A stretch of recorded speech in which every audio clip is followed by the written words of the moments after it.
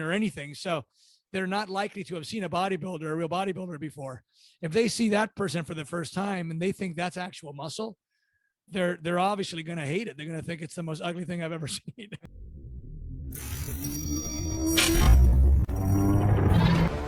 Hello and welcome. I am Coach Castle, a certified biomechanics expert, nutritionalist, and efficiency coach. Subscribe to this channel to learn the most efficient ways to maximize your muscle growth and recovery, enhance your body, and advance your mind, all using the latest science. Welcome to Castle's Corner. Where people don't care what is aesthetic, they want to impress. They want to shock and awe. They want exactly. people to look at them. They want people to look. I mean, they want respect. Synthol is a great example, I think, of that. Like gone too far is people taking synthol in their muscles and other site enhancement oil. You've seen that? It's horrible. It's just horrible. And a lot of these people think they actually look good. Yeah, they have like a mental problem. They think that, oh, look at my chest and look at my arm. Yeah, oh, and the trapezius, they get these lumps in their trapezius. You know, here's what's weird too is I probably shouldn't care about this, but you know, if that person with all that synthol bumps everywhere encounters someone on the street who's never seen a real bodybuilder before, they might think that's a real bodybuilder. They might think, oh my God, I saw a bodybuilder one time. It was the most grotesque thing I ever saw. It's like, no, you didn't see a real bodybuilder. I hope there's not that many of them. I mean, I think, look, sometimes they're in these, these third world countries, right? So sometimes, they're not exposed to a lot of modern day gyms or nutrition. It looks like water balloons. It doesn't look like muscle at all. Yeah. Yeah. So and you can't flex it. It's not striated.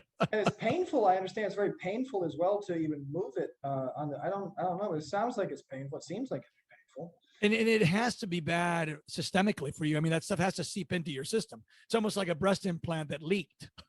Oh yeah. Yeah, kind of, I guess. I would imagine, right? It's like you don't want your breast implants to leak for a reason, right? You want to keep this thing over there and that thing over there. Now you don't want them blending together. Well, the synthol is just, you put it right in your skin. It's not a pouch. Oh man, I haven't thought about that in a while. I know why it came to me. Sorry, I haven't thought about that in a while. No, but that's a fascinating subject. I mean, from a psychological standpoint, it's a fascinating subject.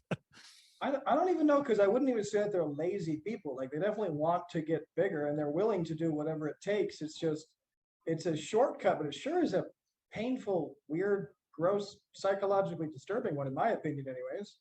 You know, look, I mean, we've all seen bizarre things, right? We've seen people do cosmetic surgery to their face and they think it looks good. And we go, you did it on purpose? I mean, to each their own, I guess, to each their own. I always say, be you, just be you. Otherwise we all be buying those watches, and so be you.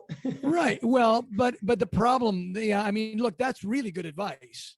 But the problem is that they don't have a sense of what's okay. I mean, they're literally counting on society to tell them what's okay. They would have an internal opinion. They don't have a barometer. Look, when you go to the newsstand anywhere, either a grocery store or anywhere, you go to a newsstand and you pick up some of these magazines, and what you realize is that they're targeting people that want to know how to be. You say, just be you. They don't know how to do that. Magazine, please tell me how to be, how to dress, how to speak. No, that's very true. Yeah. It's, people are generally lost. And I suspect it's because they're not exposed to as much literature. They're not exposed to as much intellectual information. And so they're living in a world of social media where everything is about social media. They just get buried in it. I mean, one of the main things I have to teach every single one of my clients is focusing techniques, very basic things, because they can't hold a conversation for more than 10 seconds. They're just distracted. It's horrible. Yeah. Another thing people get all the time, and I hear this all the time, it makes me sick when I hear it, is you are perfect the way you are. No one is perfect the way they are. Everyone can be better. And when you tell somebody you're perfect the way you are, you're basically damning them. You're telling them don't improve, don't change anything. It's like, well, what if I need some serious changing? And everyone does, and everyone knows that they do. Everyone knows they do.